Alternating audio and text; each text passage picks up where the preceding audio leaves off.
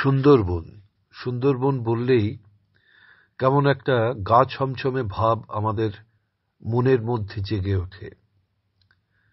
তার প্রধান কারণ অবশ্যই সুন্দরবনে রয়্যাল বেঙ্গল টাইগারের ভয়ঙ্কর উপস্থিতি। কিন্তু বাঘ দেখা কি আর সবার ভাগ্যে ঘটে না? আমাদের এই যাত্রায় আমরা আশা করে থাকলেও বাঘ দেখতে পাইনি। তবে বাঘ দেখার প্রত্যাশায় আমরা ব্যর্থ হলেও নদীর বুকে যেতে যেতে যে অপরূপ সুন্দর পরিবেশ আমরা দেখলাম, নদীর শান্ত জল,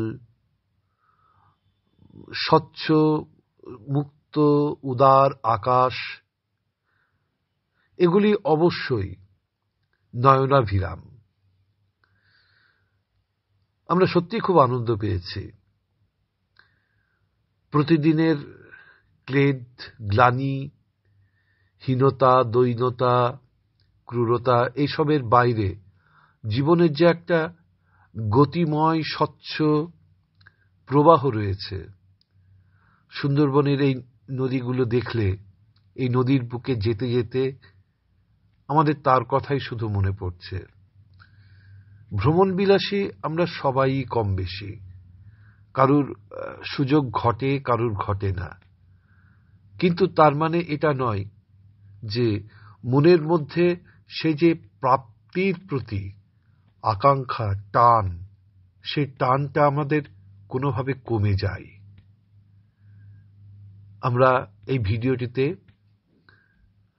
সুন্দরবনের সেই বঙ্গোপসাগরের মোহনার মুখোমুখি দাঁড়িয়ে সেই অপার্থিব উপলব্ধি নিশ্চয় করতে পারি। বাঘ দেখতে না পেলে কি হবে? বাঘের বাসা বা বাসভূমি দেখার সৌভাগ্য সবার ঘটে না।